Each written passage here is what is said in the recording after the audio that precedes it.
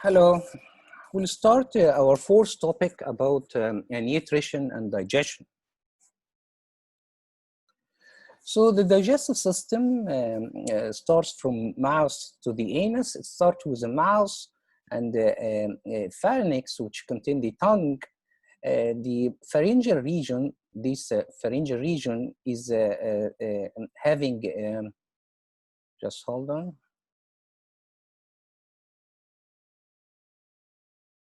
This pharyngeal region is having a tongue for manipulating the food, as well as salivary gland for lubricating and other functions.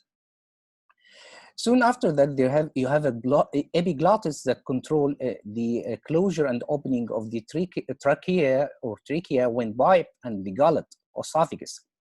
The esophagus leads to a stomach that gives rise to the duodenum that soon continue as a small intestine, then the large intestine, then ended by the anus.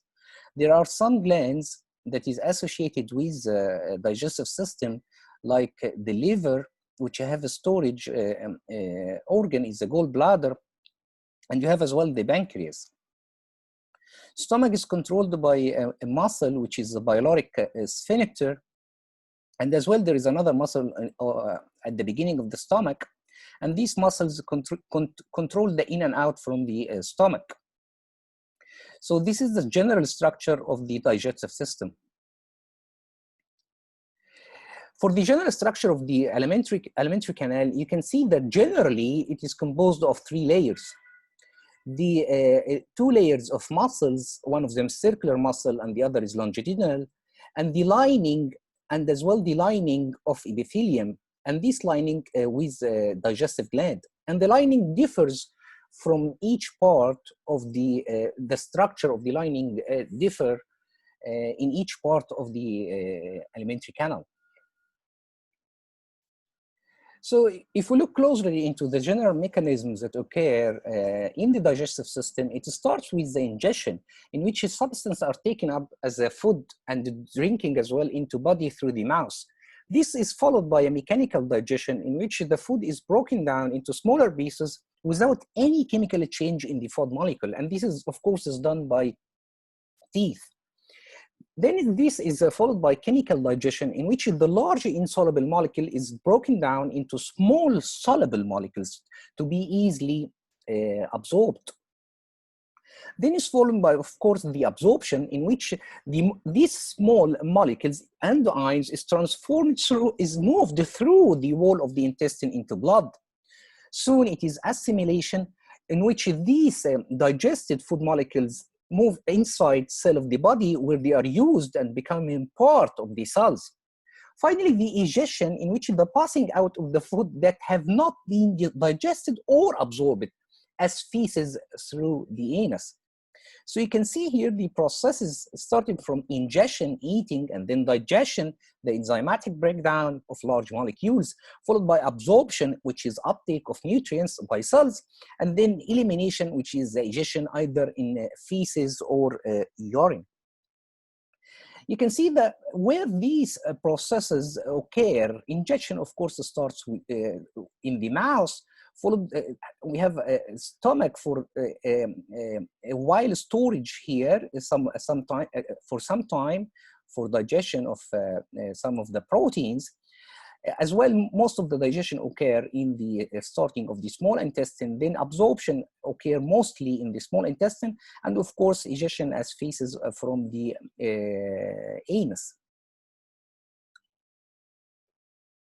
So what are the regions of the alimentary canal, and what is the function of these main parts of the alimentary canal? We start with the mouth. There is three types of processes occur: ingestion, mechanical digestion, and chemical digestion. And of course, as we said, ingestion occur by of food occur by teeth, and the manipulation occur of this food occurs by tongue and lips. While the mechanical digestion, in which the food is broken down into smaller pieces, of course, to increase its surface area to be easily digested by enzyme later on. And this mechanical digestion occur by teeth. This as well in mouse occur a chemical digestion of only starch by amylase. So is a starch only the first starch is the first molecule and only molecule that undergo digestion for that molecule by amylase in the mouse. Of course, tongue mixes food with saliva to form a structure which is called bolus. And bolus is the structure or the end product of the food after moving from mouth. And this bolus is swallowed. So saliva helps to mix this food.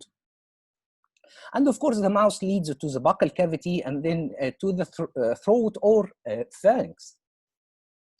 So what is the function of the salivary gland? Salivary gland actually secretes saliva, and saliva actually is the digestive juice that contain water, mucus, and amylase.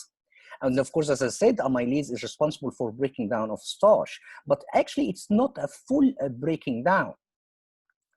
So it have three components: water, mucus, and amylase.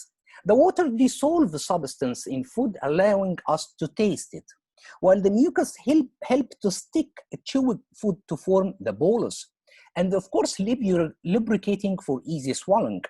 While the amylase, which is called tyalin, it's another name for amylase, which is secreted in the mouse by salivary gland, is used for chemical digestion, and it's only working on cooked starch, so it can't work on raw starch.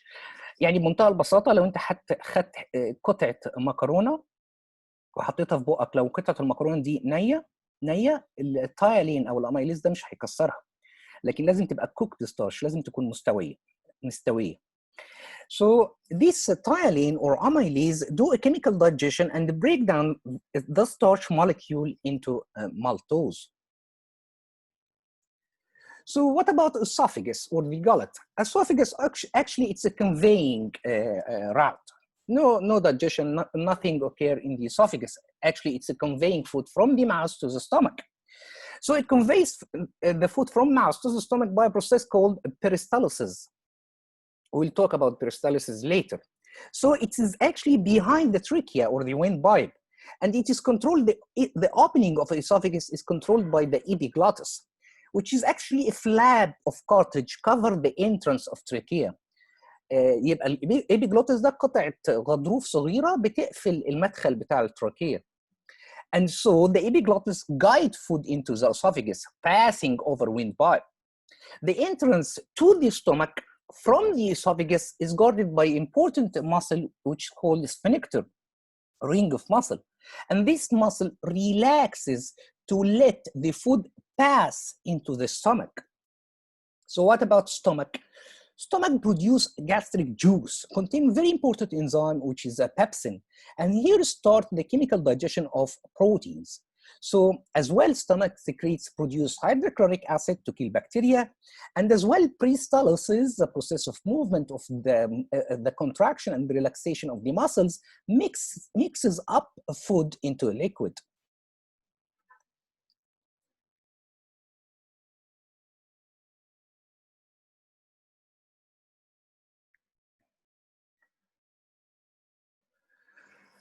The next part of the stomach is the small intestine. So actually, majorly, small intestine have two major regions, the duodenum and the ileum. The duodenum, the first part, while the ileum is the second part of the small intestine. The duodenum, of course, receive the pancreatic juice from the pancreas for chemical digestion of protein, fats, and the starch, and the neutralized acid that is coming from the stomach. So here, the three biological molecules, proteins, fats, and starch, representing the carbohydrates, start to be is digested. As well, the duodenum receive a bile to emulsify fats. So actually, it's not a digestion; it's emulsification. So what's its emulsification? Actually, it's a form of physical digestion, in which the bile have the ability to form, to decrease the surface area of the fat into smaller parts for easier digestion later on.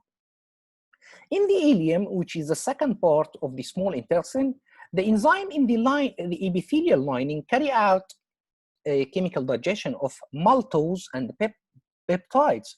So maltose actually, it is the product of the digestion of starch, while peptides is a product of the digestion of the proteins. Ileum is characterized by a very important structure. We'll talk about this structure later, which is called villi. And actually, the main function of the villi is to increase the surface area for absorption. So what about pancreas and liver? Pancreas and liver, two of the important glands that support the digestive system and have very crucial role. The pancreas secretes pancreatic juice into duodenum via pancreatic duct for chemical digestion. So of course, if there is an enzyme involved, it is chemical digestion of as well protein, fats, and starch. While liver, its major function is to make bile. So bile actually contains salts, and as we said, it emulsifies fat. And it's a type of a physical digestion. As well in liver, there is assimilation and deamination. Assimilation is the assimilation of the digested food, such as glucose, and be used by the cells, either stored as a glycogen, and the deamination of excess amino acids. So what about the gallbladder? It is a structure inside the liver. Of course, it is to store bile, to be secreted into the duodenum via the bile duct when needed. So what about the cecum and the appendix? The cecum and the appendix, actually undigested food travels on the cecum through the cecum past the appendix and into the colon. In human, the cecum and the appendix, until now, they didn't identify any function for these structures. So what about the large intestine?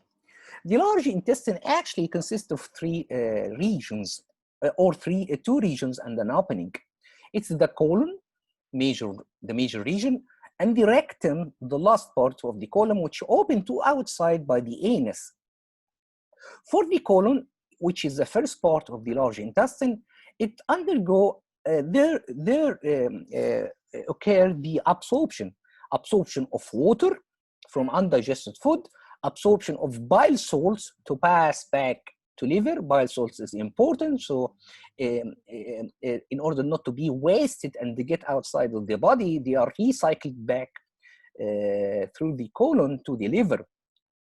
Colon absorbs much less water than the small intestine, so the major organ for absorption of water again to the body is the small intestine. You need to know that the large intestine secrete no enzymes. Most of the enzymes are secretes in the small intestine. There is a lot of bacteria that colonize a colon, and these bacteria digest fibers to form fatty acids, which is absorbed by the colon. Bile salts as well are absorbed and returned, as we said, back to the liver by blood circulation. You need to know that so you can ask yourself a question here: why do we need to absorb water again? Okay, so imagine that water from the enzyme, the enzyme that is secreted by the pancreas and the liver and whatever gland, they use around 7 liters of digestive juice produced daily into the alimentary canal. And if these 7 liters are not absorbed either by the ileum majorly or the colon minorly, the body would soon become dehydrated. So per day, every individual on average form around 7 liters of digestive juice. You can imagine every day losing 7 liters and there is no compensation from outside by water. This may lead to dehydration. That's why our body needs to absorb back much of the water in the digestive system. For the rectum, which is the second part of the large intestine, it only stores feces. And of course, anus is responsible for the egestion or defecation of feces. And this, of course, is controlled by sphincter muscle. So the inside of the alimentary canal is lined with epithelium. As you remember, this is the first type of tissue. And of course, these new cells, this epithelium is ruptured, destroyed, due to the movement and the friction of the food particles. So new cells in epithelium are being produced all time to replace damaged cells by the movement of the food. Cells in the epithelium can produce mucus, an important substance that lubricates the lining of the canal, the alimentary canal, and protect it from wear and tear. Mucus also protects the lining from the attack by the digestive enzymes, which are released into the alimentary canal. It's a very important point here that mucus have, because you know there is a lot of digestive enzyme that if mucus don't exist, this enzyme will digest the food and the cells that line, or the epithelium that line the alimentary canal. So that's why mucus lines this, lubricates this lining to avoid the action of the digestive enzyme. Some of the digestive enzymes are produced by cells in the lining of alimentary canal, as in the stomach lining. So you can see that the stomach don't have a gland. Actually, the enzyme like pepsin, which is secreted inside the stomach, is actually secreted, is not secreted from a gland. It is secreted from the lining of the stomach, as we will see later. Other enzymes are produced by digestive gland, as we said, that are outside the alimentary canal, and pour their enzymes through ducts into the alimentary canal. Of course, examples, as we said, the salivary gland, the pancreas is a good example for that.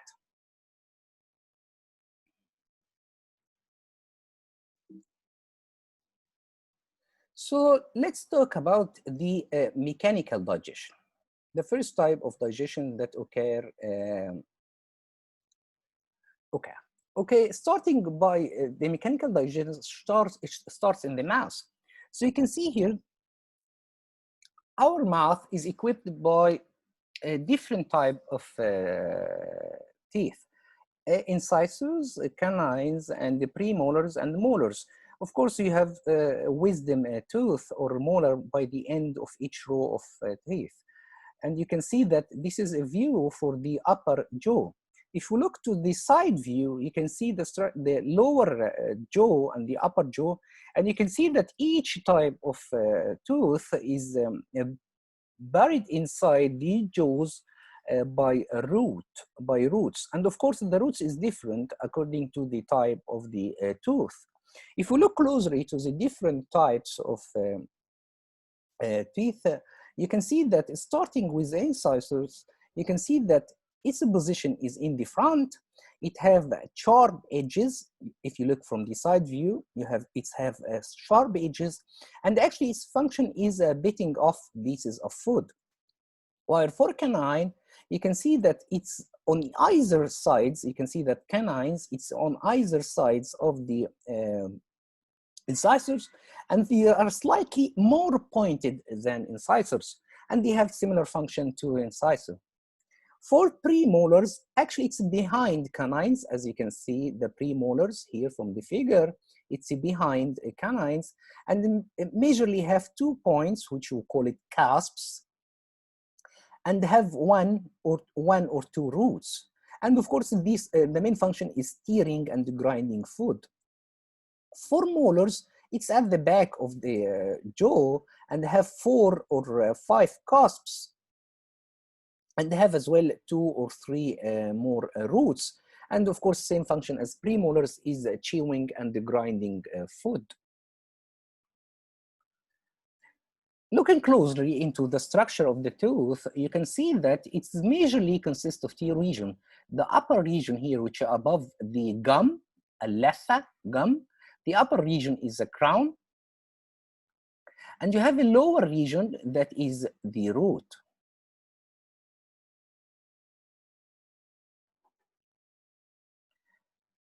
The upper region, which is the gum, and you have the lower region, which is the root. The crown actually is a part of the tooth that is visible, that you can see it above the gum line, while the root is the rest of the tooth, which is embedded in the jaw. So what about the crown? The crown, you can see that majorly it consists of 2 layers. The enamel the outer layer, and dentine is the inner layer. Actually, the enamel is a very hard layer which cover the crown, while the dentine is softer below and softer than enamel. Inside the tooth, there is a bulb cavity. And in bulb cavity, you have all the innervation and blood vessels that supply the teeth. The tooth is anchored to the jaw by an important material which is called cement. And this enables the firm attachment of the tooth to the jaw. And you can see that the nerve can be at the end of the root, you can see the route on which the nerve and the blood vessel go through until the pulp cavity. If you look from the side view, it doesn't differ a lot. So you can see the enamel, very obvious. The enamel, external layer, the dentine, which is sensitive. Then the enamel, and you have the pulp cavity supplied by nerves and blood vessels. And the part above the gum is a crown, while the inside is the root.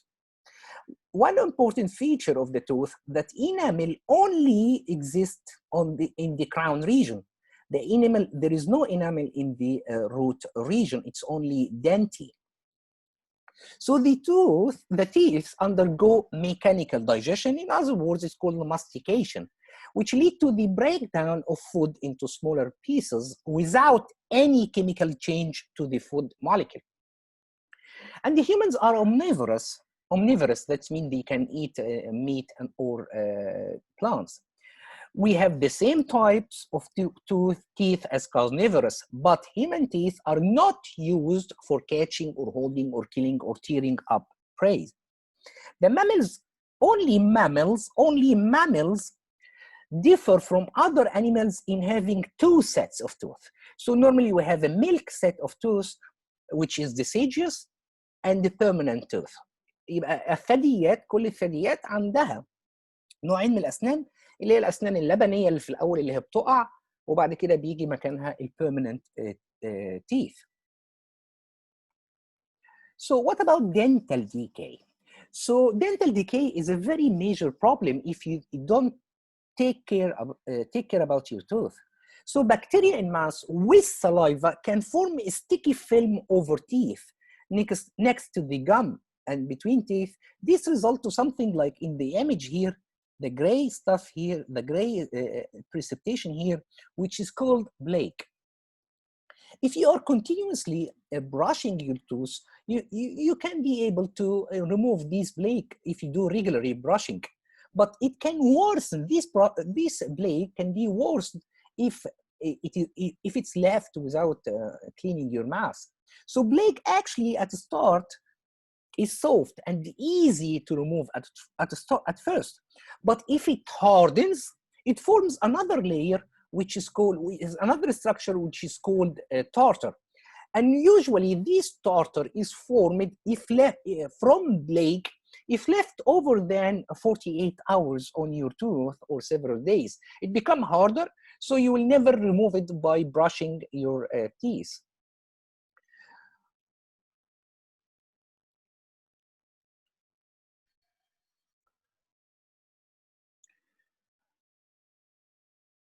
So let's see what the problem that may occur in the teeth. As we said, if plaque is not removed, bacteria in it may infect gum. And so you can see from the figure where is bacteria can attack the lung. So here the plaque is precipitated between the teeth and the gum. The gum actually, as a result of the infection of the bacteria, it will swell. So you can see it start to enlarge and swell and got inflamed and may bleed when you brush your teeth. But if bacteria spread, they may reach to the root. They can continue spreading and they can reach to the root. And now the tooth can become loose and needs removing.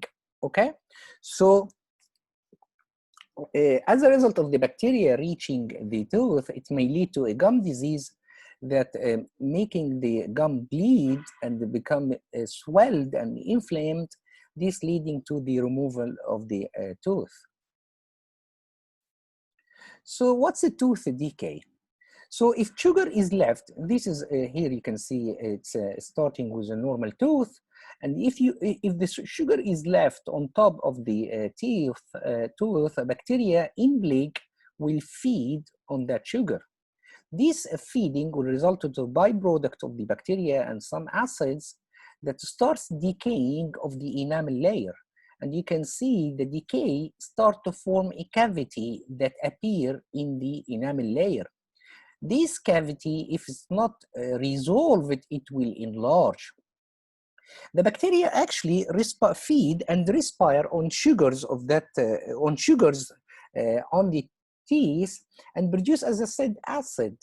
This acid will dissolve the calcium salts in the enamel and so exposing the dentine, which is inside the inner layer. And as I said before, dentine is more sensitive than the enamel because dentine, below the dentine is all the nerve endings, الأعصاب, in the bulb cavity, which innervate the dentine. And so once the cavity reach the dentine, you can feel some sort of a pain. So again, as a result of the acid produced by bacteria feeding on sugar, it will dissolve the calcium salt in the enamel, and this will expose a dentine to acids. And as I said, dentine is softer than enamel and dissolve more quickly, so these cavities are very obvious now. The cavities reduce the distance between the outside and the nerve ending, which is in the bulb cavity.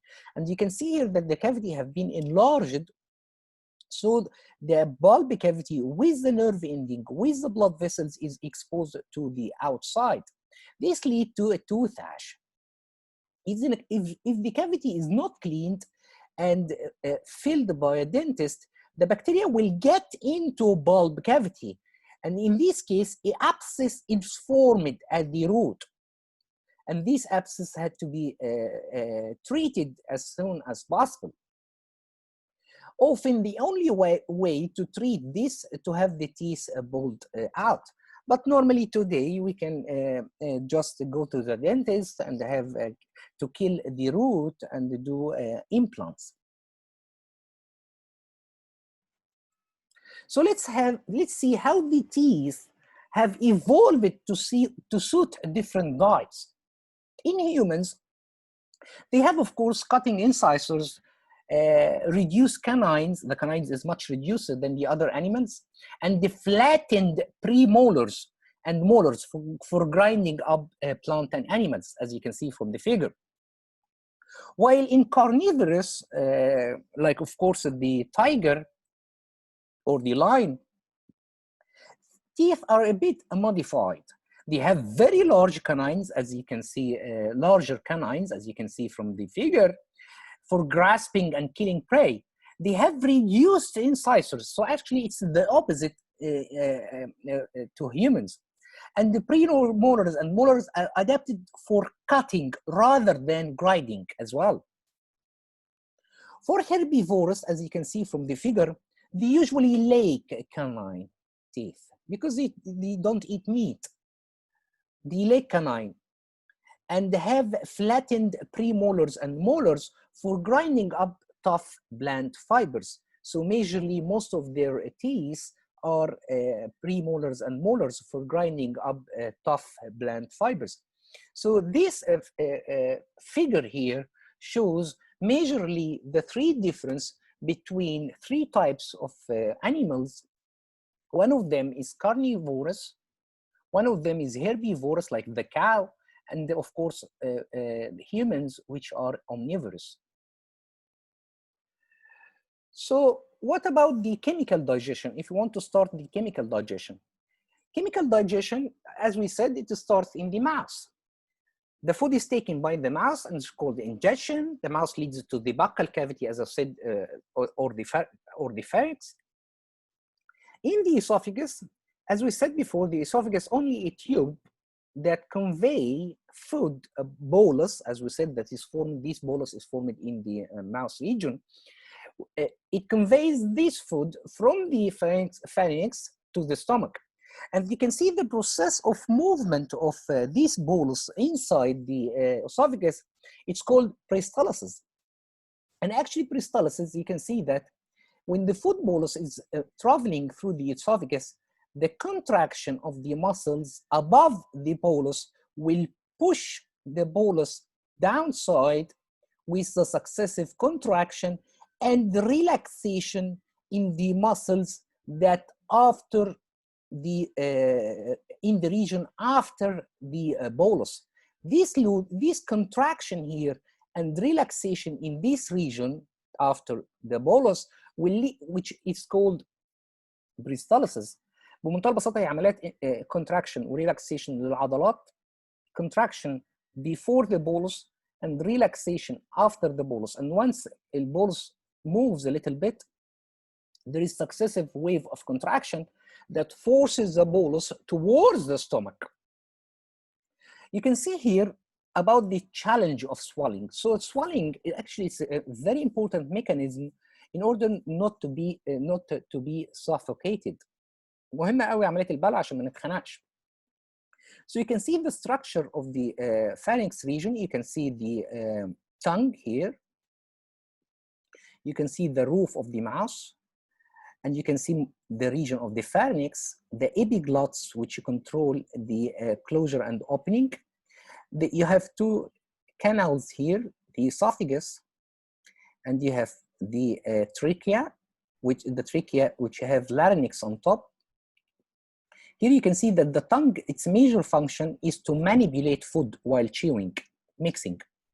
While the epiglottis, you can see it is elevated in case before swallowing, so you are not eating yet, or you are having the food inside your pharynx and you didn't swallow yet. So before swallowing, the epiglottis is elevated to allow air to flow through the pharynx into the larynx. So you can see here, this is the food, the bolus food. You can see it's inside here. So what about after that? During swallowing, so you can see that the food has already moved. So what is the major changes that occur actually? What is the major change that occur? First, the tongue forces food into the esophagus. Second, the larynx moves up and the epiglottis, as you can see, it's changed in structure. It folds over the larynx. Actually, it's covering the windpipe or trachea, trying to close it in order not to let the food bolus move inside the trachea. And of course, all this lead to the third step, which is the movement of the bolus inside the esophagus.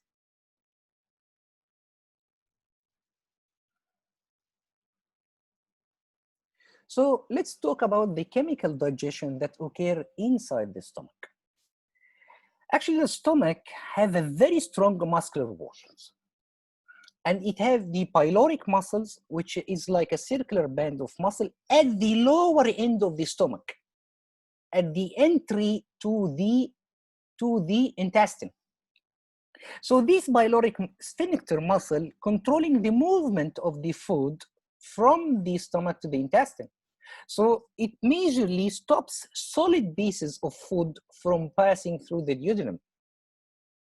So the main function of the stomach, actually three functions: store food, turn food into a liquid, and release food into small quantities at a time to rest in the alimentary canal.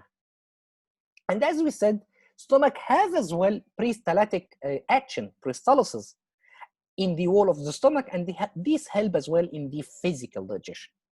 So these muscles, as we said, contract. Actually, this is a mechanism of peristalsis. It contract and relax to squeeze food and mix it with gastric juice. So it turns the mixture into creamy liquid called chyme. So now food is transformed from bolus, which is coming from the mouth, into chyme, which is coming from the stomach.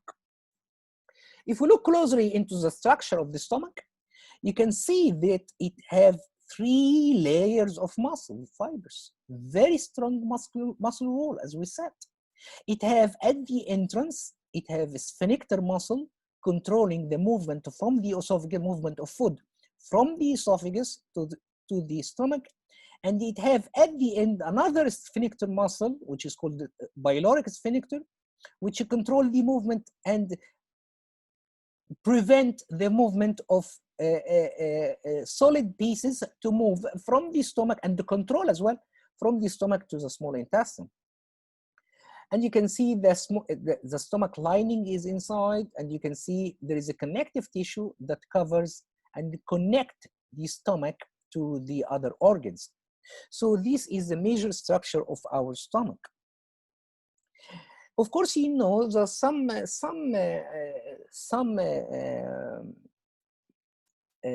people wanted to do some diet, and if they fail to do a diet for losing weights, they turn up to another sort of solution, which they do some surgical approaches to have less food to be eaten. These kind of surgical procedures, one of the surgical procedure is the gastric bypass surgery. In this case, people tend to do this kind of surgery for their stomach because they are very obese, very obese, and they tried a lot of diets, and these diets didn't result for losing weight. So actually, what's a gastric bypass? So you can see here, the esophagus lead to the stomach, which lead to the small intestine. So basically, the upper part of the stomach and the upper end is closed off. As you can see, it is closed. It is closed, creating only a small region of the stomach that receives the input from the esophagus. And then the surgeon will cut the end of the duodenum and close it, and take this end and connect it to the entry of the duodenum. So actually, that's why it's called bypass, because you can see here, it is bypassing the stomach. So actually, all this region is non-functional now, and you can see that duodenum will pass directly to the small intestine, since we moved we cut here and connected this cut to the end of the esophagus. So what about the function of the stomach now? As we said, it secretes a lot of things, including pepsin, as we will see later, which is a protease that digests proteins. So here, you can see there is no such secretions because stomach have been excluded from the digestive system. So in these kind of patients, they need to take all their life medication to replace the function of the enzymes in the stomach.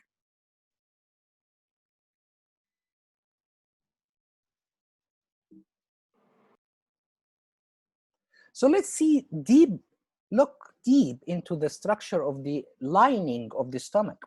So as we said, the stomach have a lining that secretes some of the enzymes and other structures and other substances.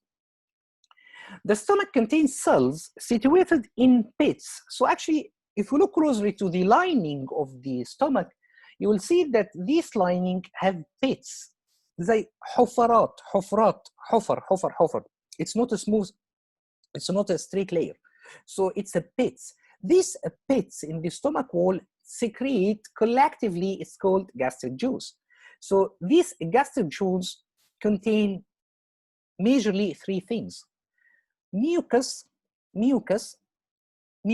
which is secreted by the goblet cells, that's the cells which secrete mucus, and pepsin, which is an enzyme, which is a protease that digests protein secreted by other types of cells. And you have hydrochloric acid, which is secreted by a 3rd type of cells. So majorly the stomach pit, it have 3 kinds of cells to secrete 3 kinds of things. All of these are called the gastric juice. And you can see here that the pit is not covered by the mucus, but the mucus is covering actually the loose surface that faces the food, okay? So let's see the pepsin. The pepsin digests, of course, proteins into polypeptide. So into polypeptide. So it needs further digestion, which will occur in the intestine. The pepsin works best in acidic condition. So it needs the hydrochloric acid as well to be optimum in its activity. You need to take in mind that renin, which is another enzyme produced in the stomach, is only produced in the stomach of young mammals, because the stomach of young mammals is not developed yet to secrete pepsin. So initially, the young mammals secrete renin, and obviously it only consumes milk. So this renin is specifically used to clot milk they got from mother. And this milk protein is broken or then broken down by pepsin. After one, of course, in the stomach, after 1 or 2 hours, the sphincter at the bottom, as we said, we have 2 sphincter, one above the stomach at the start of the stomach and one at the end of the stomach. The sphincter at the bottom of the stomach opens and let the chyme pass into the duodenum. So here we have very important component, which is the hydrochloric acid. And we understood that one of the major function of this hydrochloric acid is to provide the acidic medium for the working of pepsin. And another important factor of another important function of this hydrochloric acid is to kill bacteria that entering with the food. One of the risks of the hydrochloric acid, if the amount of the mucus secreted by the goblet cells is minimum, the acid will start to attack the lining of the intestine. The attack of the lining of the intestine by the acid and soon after by the pepsin, which is a protease, will lead to ulcers, al-qurah. Okay?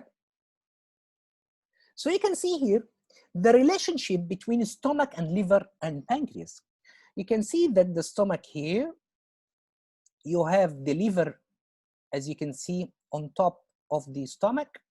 You have the gallbladder buried inside the stomach, buried inside the liver, connected to the outside and to the duodenum region by the bile duct. And you have the pancreas via the pancreatic duct pour its content into the duodenum. Okay. And as you can see, where is located the pyloric sphincter, which control the movement of the chyme now to the duodenum.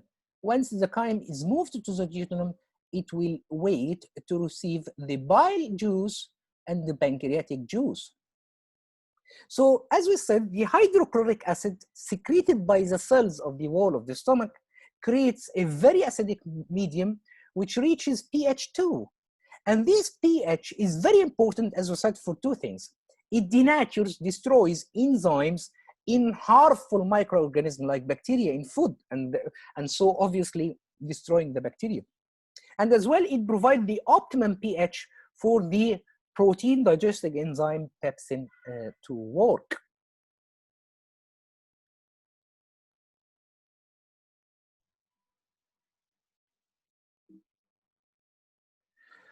So let's talk now about the small intestine. After the stomach, now the chyme have moved from the stomach to the small intestine, waiting for a lot of juices, enzymatic juices. So actually the small intestine around 5 meters long. The pancreatic juice and the bile from liver are poured into the duodenum, the first part of the small intestine. So pancreas is a digestive gland because it secretes digestive juice, which is the pancreatic juice. As we said, it lies below the stomach and it makes a number of enzymes. These number of enzymes act on different classes of food. They secrete this pancreas, or the pancreatic juice is consisting of protease, amylase, lipase. So protease or trypsin, another name for these protease, and majorly we call it trypsin, it breaks, of course, proteins into polypeptides and then after that to amino acids.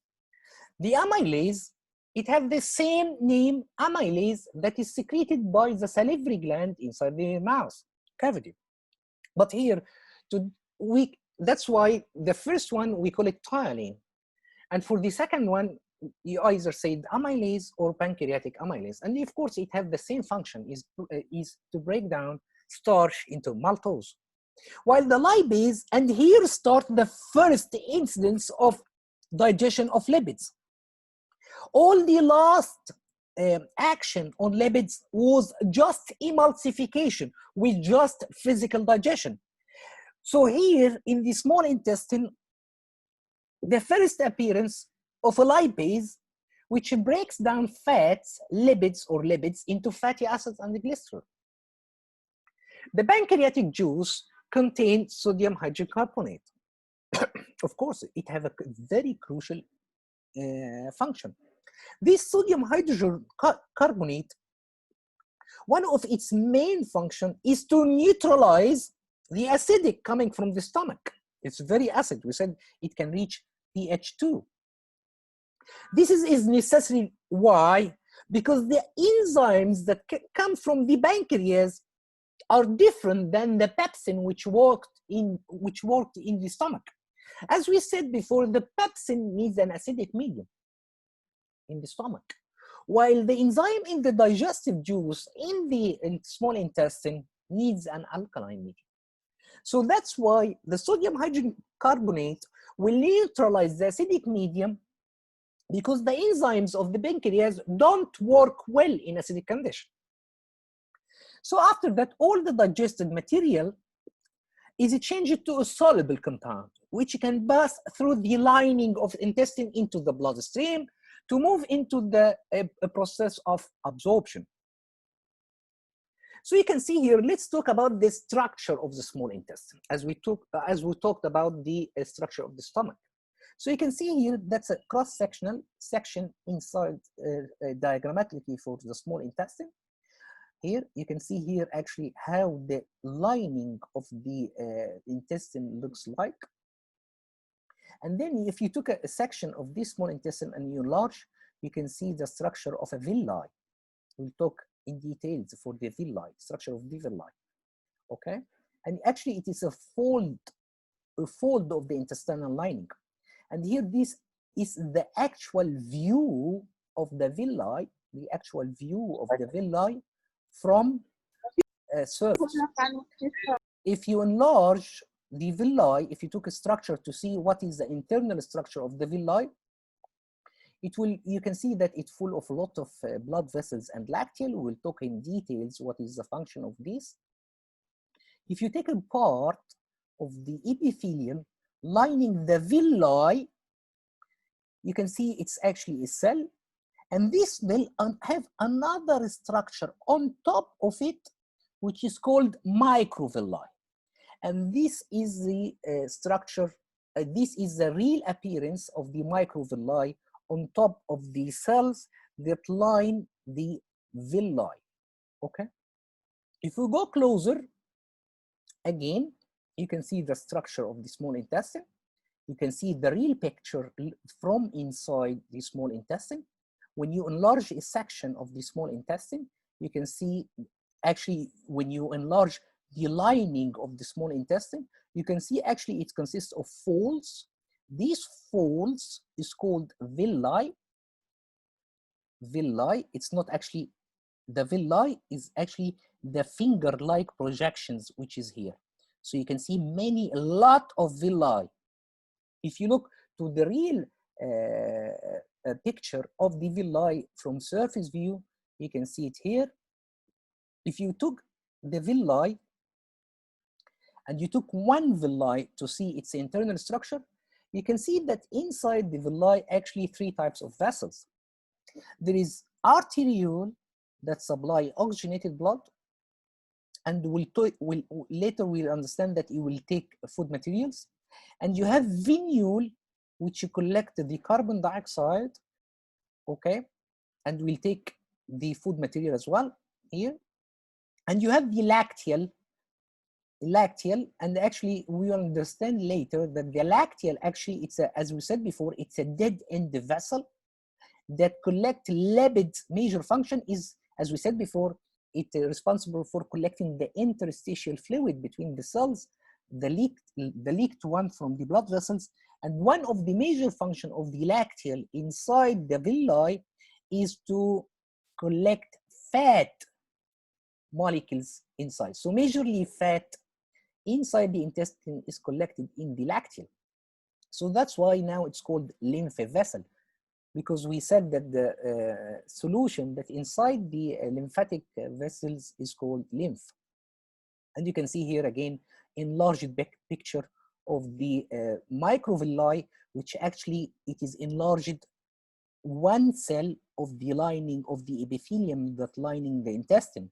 And here is the real image of the villi.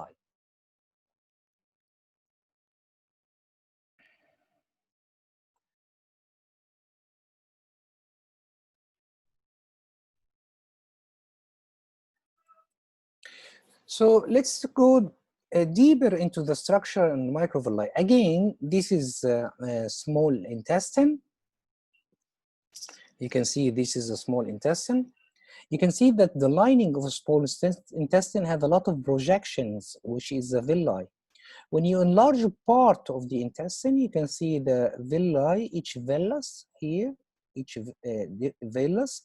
When you take the structure of the villus and you can see it in deep closer look, you can see that it is supplied with three kinds of vessels.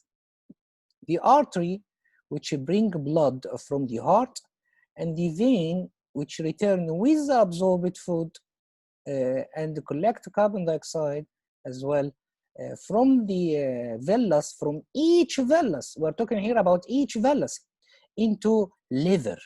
So you need to understand now that all the food, all the blood that is collected by venules and capillaries, and then the venules, had to pass first to the liver, of course, for the process of detoxification if something harmful is absorbed with food. And of course, you have the third kind of vessel, which is lacteal. And as we said, the lacteal absorb digested fats only, You can see that a lot of blood capillaries are inside, which absorbs the small molecules and lead to the venules. The small molecules digested, such as amino acids and sugars. If you enlarge a part of the lining of the villus, you can see the goblet cells is here. And of course, these goblet cells have the same function, which secrete mucus. And as you know, as we said before, mucus is very important for lubricating the lining as well as protect the lining from the action of the enzymes. And you can see the border of these, the other cells have a lot of microvilli for, of course, increasing the surface area of absorption. You can see here the view of the microvilli. Okay, so this is the structure with function of the villi. So again, the inner wall of all parts of the small intestine, the duodenum and the ileum, is covered by millions of villi. Each one of them is about maximum 1 millimeter long. The cells covering the villi make enzymes. The cells do not come out into the lumen. The enzymes do not come out into the lumen of the small, but they stay enclosed to the cell, which make them. So these enzymes complete the digestion of food, because actually it is the final step in digestion. So you have the carbohydrates enzyme maltase, which break maltose to glucose. You have the proteases, which is finishing the breaking down of any polypeptide into amino acids. You have the lipase, which complete the breaking down of fats into fatty acid and glycerol. As we said, the outer membrane of each cell has microvilli, which increases the surface area by 20 times the exposed surface to the cell. What is the significance? So we are concluding the chemical digestion now, because we are in the small intestine. And as we said early in the lecture, that now after the small intestine, we will move to the large intestine, in which there is no digestion occur in large intestine. So we'll talk now significance of chemical digestion as a whole. So actually, the solid food now is dissolved to make a solution. There is a breaking down of large molecules to small molecules, and these small molecules now are soluble in water, while the larger ones are not. The small molecules now can be easily absorbed through the epithelium of the alimentary canal, through the walls of the blood vessels and into the blood. So the enzymes, actually, the amylase, protease, lipase, as a summary, the amylase is secreted in mouth and in duodenum. In mouth from salivary glands, in duodenum from the pancreas. While the protease, you have two kinds of proteases, in stomach and in duodenum. In stomach, it's called the pepsin, and we already talked about its function, while in duodenum, it is a trypsin secreted as well by the pancreas. You have the lipase, the first appearance is secreted by the pancreas, okay, in duodenum. While starch is digested in two places in the alimentary canal. The salivary amylase, which we call it ptyalin in the mouth, and the pancreatic amylase, which is secreted in the duodenum by the pancreas. So the chemical breakdown of starch takes place in two stages. Amylase works best in neutral or slightly alkaline pH, and to convert large insoluble starch molecule, as occurs in mouth, into smaller soluble 12-carbon maltose molecule. The maltose is actually disaccharide sugar and too big to be absorbed through the wall of intestine. So it needs, the maltose needs a maltase to break this large molecule into smaller, simpler molecules to be easily absorbed by the small intestine. So you can see here a large molecule of starch, is attacked by enzymes. You can see the enzyme A, which is amylase, can attack, which soon convert this large molecule of starch into smaller one, which is a maltose. You can see it's a disaccharide. This disaccharide is attacked by enzyme B, which is a maltase, and soon is converted to the simplest molecule, which is sugar glucose. So the digestion of proteins, there are two proteases, as I said, pepsin and the trypsin. Pepsin secreted by the stomach, and we already talked about it, and the trypsin secreted by the pancreas. And for the trypsin, it secreted by the pancreas in an inactive form, which is changed to active enzyme in the duodenum. And of course, it has a similar role to pepsin. So why it is secreted, the trypsin, why it is secreted initially inactive? Because it's obvious, because it's secreted by the pancreas and needs to be recruited and move along the pancreatic duct until reaching the duodenum. So it needs not to be active until reaching the duodenum. Otherwise, it will affect the pancreas itself if it's active, and affect the duct before reaching the duodenum. So the small intestine itself doesn't produce digestive enzymes, because enzymes are coming from the pancreas mainly. You have crabs in the villi. The crabs in villi, it's not a digestive gland, but its cells can produce mucus. So what is crabs? So if we go back to the figure, you can see here at the base of the villus, at the base, you have a special kind of cells. You can see here again. At the base of the villus, you have intestinal gland. So this pouch is called, with the lining of the cells, is called crabs. So what is the main function of that crabs? Of these crabs? So actually crabs in villi, as we said, is not a digestive gland. That means it's not secreting enzymes, but it can produce mucus. The main function of crabs is actually to produce new epithelial cells, to replace that lost by the tips of the villi. So you can see on every different segment of the intestine, of the alimentary canal, there are specialized cells to replace the cells that is torn or weird due to the friction with food. So the epithelial cells of crab replace these kind of cells that is torn. The epithelial cells of the villi contain enzymes in the cell membrane, in their cell membrane, that complete the breakdown of sugars and peptides before they pass to bloodstream. So you have peptidase, which break polypeptide and the peptides into amino acids. So what about bile that's coming from liver and its function? So actually bile, as you remember, bile is secreted by liver, stored inside the gallbladder, and released into the duodenum. So bile, actually, it's a yellowish green fluid made in liver, and this color due to the presence of bile pigments, hemoglobin, and it contains as well hemoglobin from red blood cells due to breakdown of hemoglobin. And these kind of pigments is excreted or are excreted in feces. This bile, as we said, stored in the gallbladder and delivered to the duodenum by bile duct. The bile contains no enzymes. So alkaline, it provides due to its salts, it provides alkaline medium by sodium hydrogen carbonate. And as we said before, it neutralizes the mixture of food coming from the stomach and from the stomach, which is the gastric juice as it enters the duodenum. So enzyme, and why is that? Because enzyme secreted into the duodenum from the pancreas need alkaline condition to work at its optimum.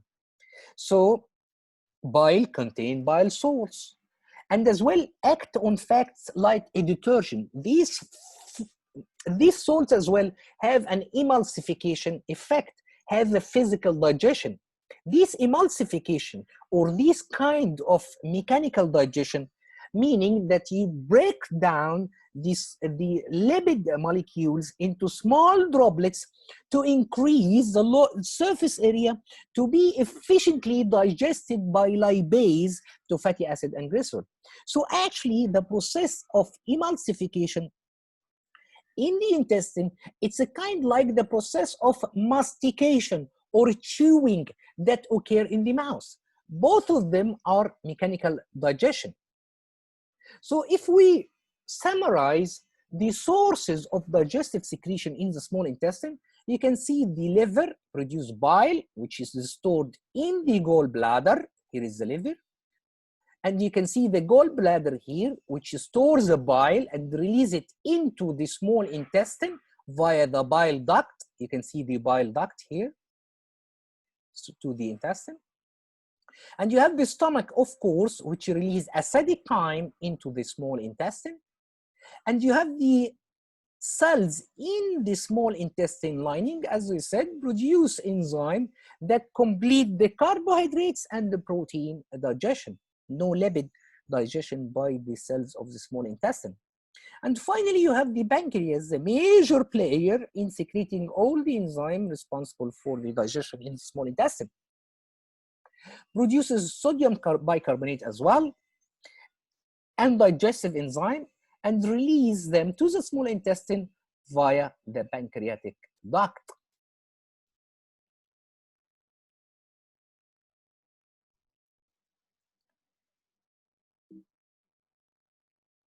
So let's summarize actually what's happening. For fats, teeth break down large pieces of food into smaller ones, that soon the bile salts break down these large drops of fat into smaller ones, and finally you have a fat molecule from these fat droplets will soon be converted into fat molecules. Here for the proteins, you can see that teeth as well break down large pieces of food into smaller ones, as you can see, that soon water in the digestive juice dissolve some food into small pieces of food and some food in solution to form a protein, and soon will be digested into protein molecules. For carbohydrates, as well importantly, teeth break down large pieces of food into smaller ones, that soon that water as well is crucial in the digestive juice to dissolve this food into small pieces of in solution to yield starch molecule. Again, for the fat molecules, the action of lipase break down these fat molecules into fatty acid and glycerol. While for protein molecules, here you can see the action of proteases break down these protein molecules into polypeptide that soon needs a peptidases to break this polypeptide into the simplest molecule, which is amino acids, so to be absorbed. While the starch molecule, as you can see, the starch molecule, the action of the amylase break this starch into disaccharide, which is a maltose, that by the action of a maltase will break this disaccharide into the simplest molecule, which is the glucose. Now the biological molecules are ready to be absorbed. You have four different biological molecules, majorly three. So you have glucose, amino acids, and the fat molecules, which is fatty acid and the glycerol. Here you can see this table is very important in summarizing all the enzymes, where it is secreted from, the region of the canal it is secreted from, the enzyme which in that juice, the substrate that the enzyme works on, the product of the cleavage of that substrate, and the other substance that exists in the juice. So again, mouse have saliva secreted by salivary gland, contain amylase, work on starch, converted into maltose, nothing else. For esophagus, you can't see anything because, as we said before, the esophagus, it's only a tube that conveying the bolus, from the food bolus from the mouth to the stomach. For the stomach, as we said before, it contains gastric juice. And as we said, it is in bits في الحفر اللي موجودة في السtomach. And they mainly contain pepsin and renin in young mammals, as we said. These pepsins work on protein, while renin work on milk protein only. And of course, the action of both of them work on polypeptide or milk in case of renin. So as well, in the stomach of mammalians, you can see another important constituent, which is the hydrochloric acid. And of course, the main function is provide the pH optimum for pepsin and kills bacteria. While in young mammals, this acid is not exist.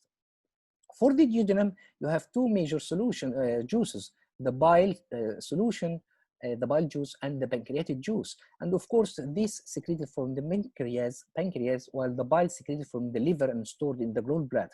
And these are the three enzymes we just talked about in the pancreatic juice. These are the three substrates, and these are the three products. And of course, the pancreatic juice, as we said before, it contains sodium hydrogen carbonate, which neutralize the chyme from the stomach. For the bile as well, it contains bile salts, bile pigments, and these are the function of these bile salts, as we said before. Of course, the bile do not contain any enzyme. For the ileum, as we said, there is no juice, enzyme only remain on the cells covering the villi. So basically the enzymes are secreted by cells covering the villi. And you have five major enzymes that work on the molecules to give products that is the simplest product that will be easily absorbed to the blood. Keep in mind that fat molecules is not absorbed majorly by the blood, but they are absorbed majorly by the lacteal, which is present inside the villas. So all these digestive juices contain water and the mucus, major constituent. The water is used generally for the digestion of larger molecules into smaller ones. It is also a solvent for the nutrient and enzymes. And of course, the mucus acts as a lubricant and protecting the lining of the alimentary canal. It also forming the covering, as we said, on the inner surface of the alimentary canal and preventing the enzymes from digesting its own cells. Another clearer table for summarizing, it is actually basically, it's kind of the same as the previous table, but it's more summarized. It says the site of action, the secreted substance, and the source of secretion, and the role, as we said. As well, in the stomach, you can see three major components and their source of secretion and their role in digestion, as we just said. And you here collectively, you have all the secreted substance and their source as well, and the role in digestion. So basically, these two tables, this one and this one, summarize all the process of chemical digestion and emulsification, a type of mechanical or physical digestion that occur through the digestive system. Okay. Now we'll talk about the next process that occur, which is absorption. So actually, as we said, the small intestine consists of duodenum and ileum. All the absorption of the digested food and most of water take place in the ileum. Glucose and amino acid pass into the bloodstream. Fatty acids and the glycerols, as we said, pass into the lacteal and then to the lymphatic system. To summarize the route of the digestive food, the uptake and use of food is called assimilation. So it starts small molecules of digested food go straight to the epithelial cells, in which there are two routes. One of the routes is for fats, in which large proportion of fatty acid and the glycerol will pass through the epithelial cells to the lacteal and to the lymphatic system, then through the blood, general blood circulation, as you remember, through the thoracic duct and to the heart. While the other biological molecules like glucose and amino acids, it passes to the capillaries in the vellus, and some few amount of fatty acids and the glycerol, few, because majorly it goes into lacteal. Soon these biological molecules is collected by veins to the hepatic portal veins, which carries all the blood from the intestine to the liver for the process of detoxification as a way of defense from food absorbed from the intestine, and soon the liver conveyed to the blood circulation via heart. So if you look closely again for the structure of the vellus and how absorption, and summarize the absorption procedures related to the vellus, so you can see here, this is the white thing here is lacteal, and collect most of the fats are absorbed through the lacteal. While here the blood from the aorta, the artery is broken down, the blood vessel from aorta is broken down into capillaries, in which most of the small molecules, water, amino acid, sugars, small amount of fats, minerals, vitamins, are absorbed through these capillaries by diffusion and active transport. So these are collected by capillaries again to merge into a vein that pass to, as we said, hepatic portal vein.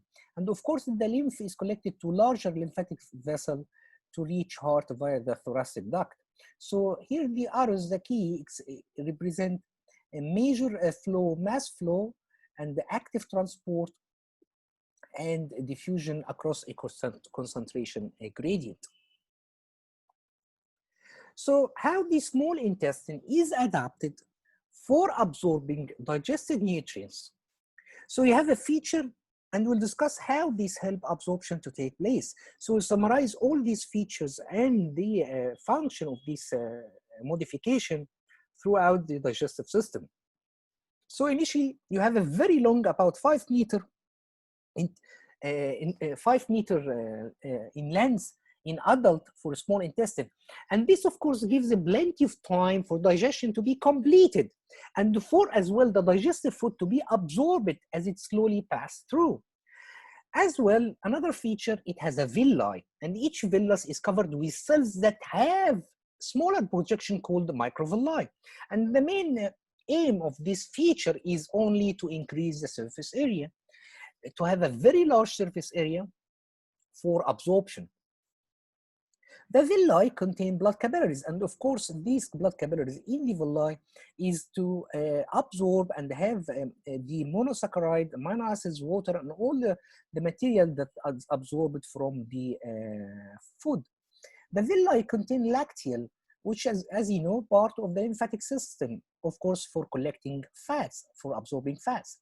The villi have walls only 1 cell thick, and this obvious to decrease, to have a minimum distance to allow the digested nutrients to pass easily across the wall and to reach the blood capillaries and lacteal.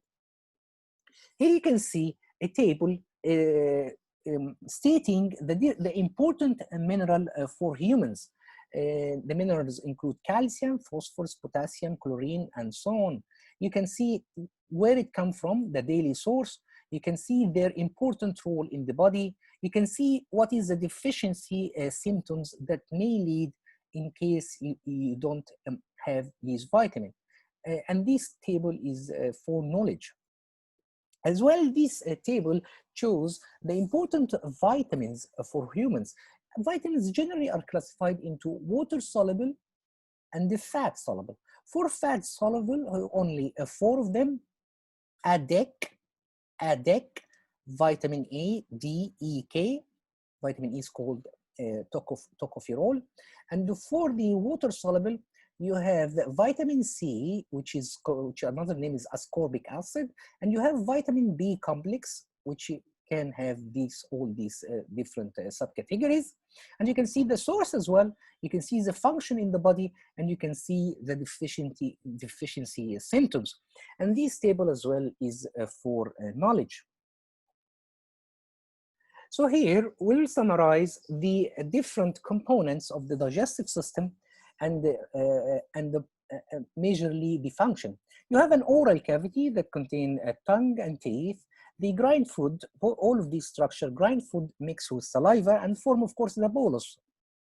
Then you have salivary gland, which secrete lubricating fluid and the starch digesting enzymes.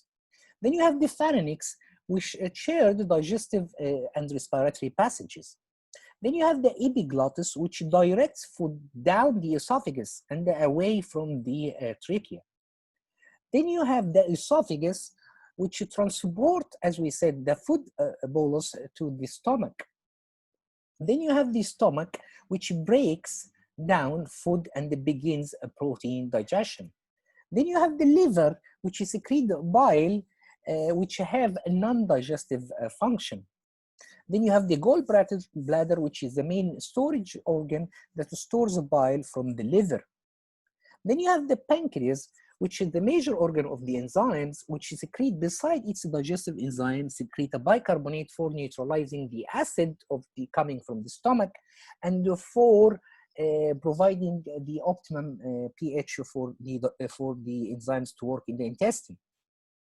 Then you have the small intestine, which digests and absorb food. Then you have the large intestine, which absorb vitamins, minerals, and water, and houses as well bacteria and produce feces. Then rectum, which store feces. Keep in mind that most of the water in our body is absorbed in ileum. Thank you, and this concludes the lecture of digestive system, and waiting for your questions.